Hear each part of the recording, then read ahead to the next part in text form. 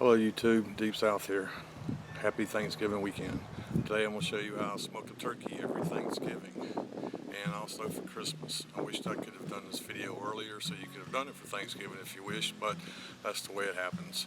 But maybe you'll be able to do it for Christmas if you like. So without further ado, which I'm saying too much, I'm going to show you the equipment that I use every year and then we'll get at it. Okay, starting right here, here's my charcoal. I just get whatever charcoal's on sale as long as it's a good charcoal. Usually one bag will do me. Sometimes it takes a bag and a half depending on the weather and what the temperature is and how hard it is to keep the temperature correct. Also need some lighter fluid and my lighter. Now I have replaced the standard pans that come with this Brickman smoker with stainless steel, and they last much longer. This smoker itself is a Brickman smoking grill, and I got it in 2006 and have used it every Thanksgiving and Christmas and lots of weekends in between. It's my favorite kind of smoker. Right now I need to strip it down and repaint it, but if you take care of these things will last a long time. I've actually got two of them because sometimes I smoke 2 turkeys during the holidays for friends or if we have a large gathering. But like I said, I replaced the standard pans with the stainless steel pans. One on the left for the charcoal, and it's shallow, and then the one on the right is going to hold my liquid that will boil, and I replaced it with a big stainless steel one for the reason that it holds more and I don't have to keep adding more water or juice for whatever I use. And then on the right is my Mesquite that I always smoke my turkeys with, and it's been soaking in water overnight. Okay, I realize this is going to be old hat for a lot of people, but I do have some UK viewers and other people in the world that watch this besides the people in the United States that aren't aware of how we do this over here. So anyway, here's my stainless steel pan that I keep my charcoal on. It's kind of shallow compared to the other one, which is deeper. And you have to put it in there just right because it doesn't fit like the other one.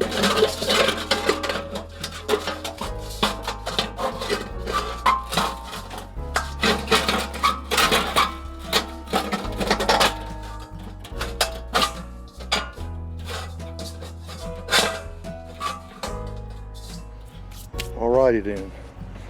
And after that, put my charcoal in.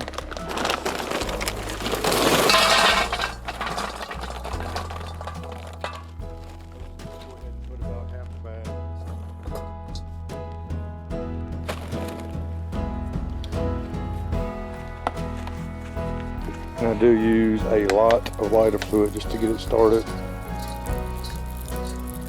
and get it done with. Now, a word of caution when you do this, like I'm doing, you need to light it from the front so that the fumes from the lighter fluid do not rocket out the top.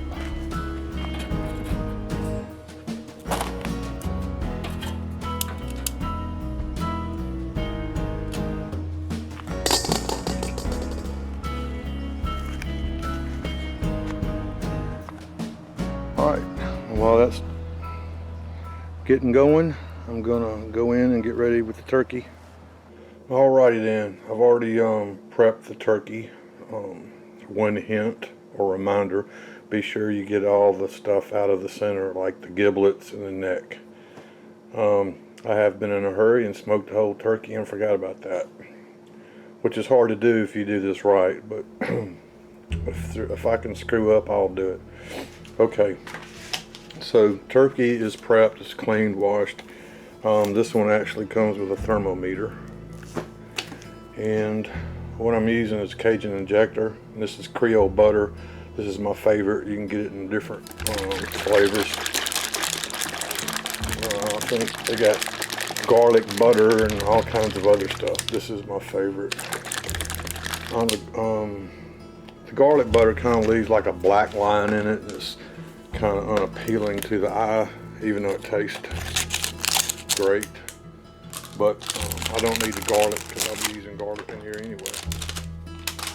and you get a syringe, and I've got several of these syringes. So what I'm gonna do, I'm gonna save this one, and you'll see them in my first aid kits. If somebody didn't do their homework or prep right, because I can't find my commercial one and I don't have time to go digging for it.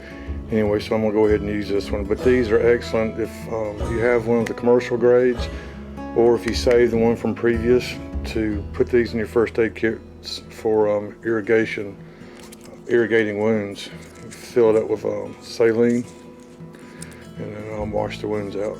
But all you do is screw on the syringe part with a needle.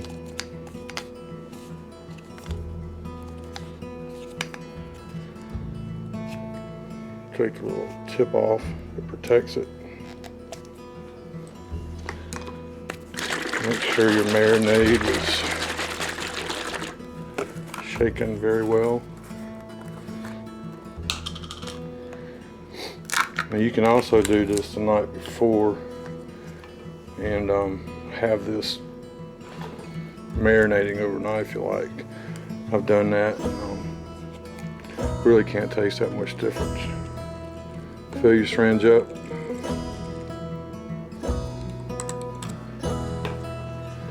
And then come into your breast in front. And then slowly start injecting it. And then pull it out slowly.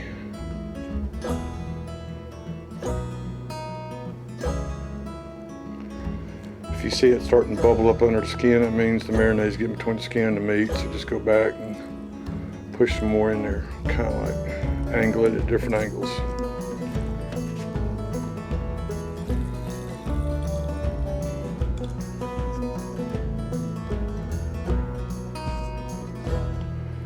Go into this side of the breast, do the same thing.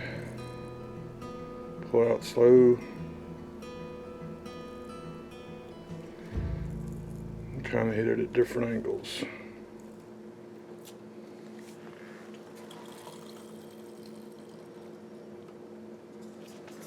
Go into the top of your leg, do the same thing. Doesn't take a lot in here, so just kind of like angle it, shoot it.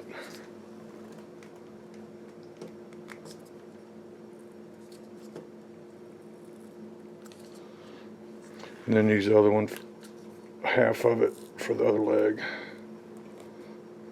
It doesn't take a full syringe for one leg.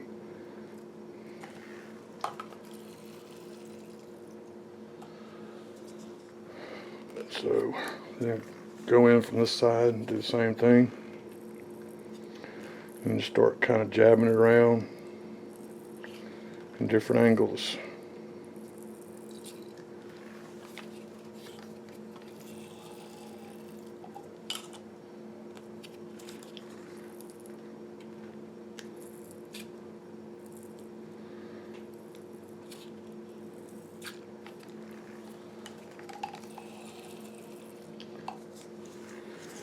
And hit the wing.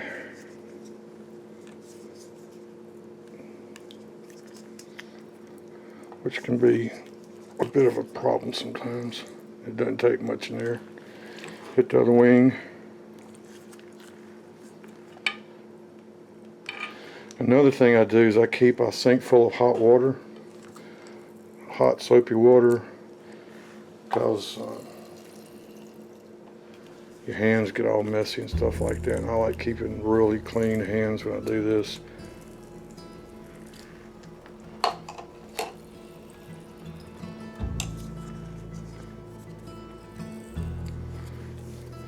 You're going to put the whole thing in there. It's going to get to the point where it gets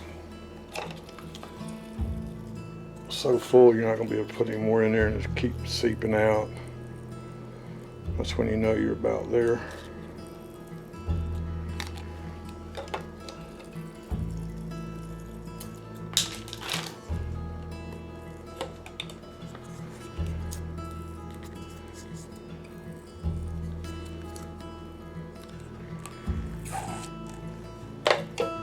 And I use the whole bottle, the whole hold container, jar.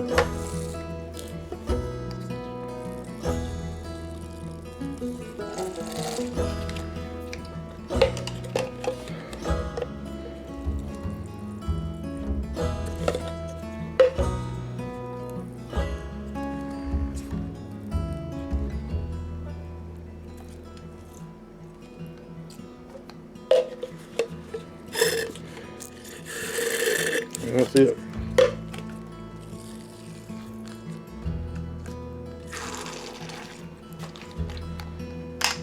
Then what I do is I've got some apples, and the apples are quartered. Well, one apple is all you need. One apple and an onion that's quartered, and then you stuff the cavity, and some garlic. Just try to get as much in there as you possibly can. You might not be able to fit a whole onion or a whole apple in there.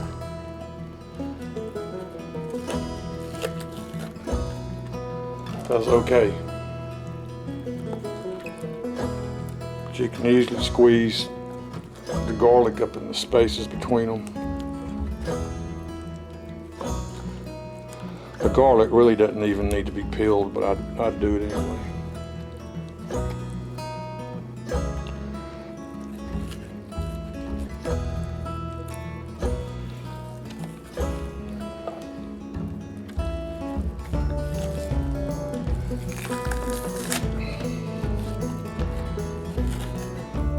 Just do your best you can. It's not gonna all fit in there, it's gonna start coming out, but that's all right. So I got a whole onion, except for this 1/4, and I'll just put it there for the hell of it. And I got a whole apple in there, and a whole thing of garlic, clove head, whatever you want to call it. These are a clove. All right, I'm gonna wash my hands real quick.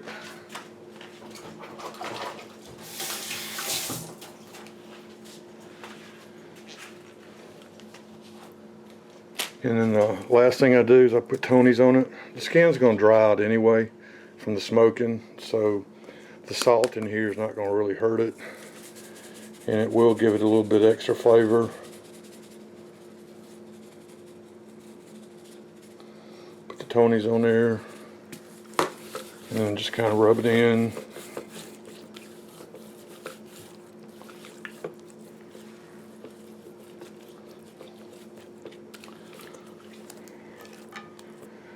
And that's it. Okay, my fire's ready. Make sure that it's burned long enough to burn all that lighter fluid out, and that you got this all white. And something that's going to come in handy later is a good poker, because you're going to have to poke the coals. I hope that wind's not blowing on the microphone. If it does, I'm sorry. Next thing you do is put your pan in.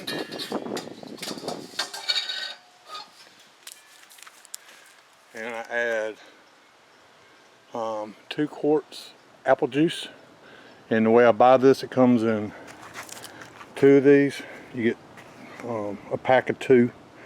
And I use 1 now, and I use 1 halfway through.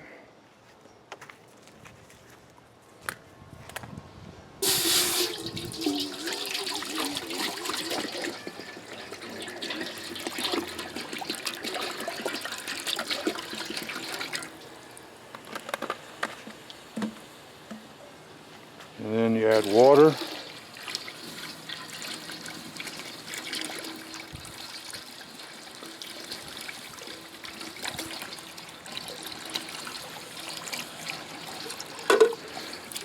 It really helps if you have one that's got a long spout, because you have to add water later, and you want to be able to get the water in between the grill and the turkey.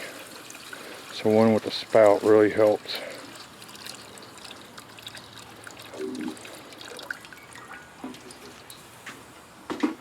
Gonna put my grill on.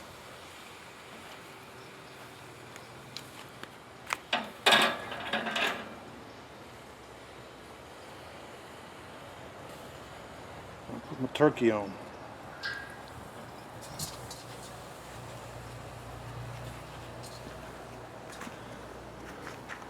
Okay, this is a 14.5-pound turkey. You can usually calculate how long it needs to smoke, divide it in half, and so that'd be about 6.5, 7 hours, but I usually wait 8. 8 seems to be the magic number on something that's around 14, 15 pounds. I usually wait about 8 hours. Just depends on the temperature outside, how hot your fire is, and several other variables. But I've just found through the years that 8 hours is about the magic number. Now what I do now is I start adding my mesquite. And I could have already done this earlier. And I've got chunks and I've got chips. But I'll try to put a chunk in first.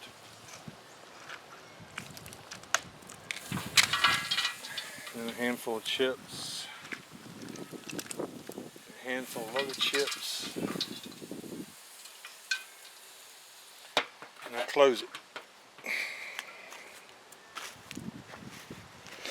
And it'll start smoking in a little bit.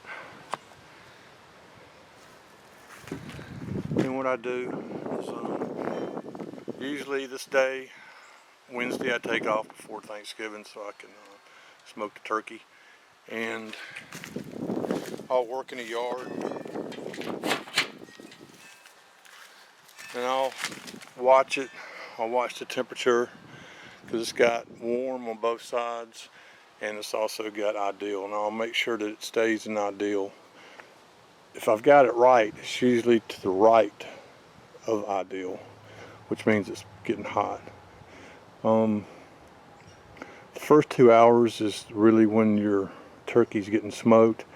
After 2 hours, it really doesn't matter as much. So for the first 30 minutes, well, for the first 2 hours, about every 30 minutes, I'll come out here and I'll put a handful of mesquite chunks or chips on it and keep it smoking for at least 2 hours. And then after that, I'll do it every so often. And I'll have to check this about once every hour after that to make sure that the temperature is staying where it's supposed to. So you can see the smoke coming off now. And that's it. So for the next 8 hours, I'll be working in the yard, smoking turkey, and whatever else comes about. I'll show you later on some of the things I might have to do, or it might be the end of the video after I show you. It'll be dark when the turkey's done, so I'll have to show you that with the flashlight, I guess. But that's really all I can do now, is just keep monitoring it and make sure the first couple hours it's smoking pretty good. Hello everybody, here's my finished product. This is a Deep South smoked turkey. It's 14.5 pounds, and I let it sit on the smoker for 8 hours. And this is the end result. And I hope you enjoyed the video. If you got any questions, feel free to ask me in the comments. And if you do it differently, and if you got some suggestions for me, be sure to put those in the comments also. So I hope everybody had a wonderful Thanksgiving and a Thanksgiving weekend, and I hope y'all all have a great holiday season ahead. Thanks for watching. Take care.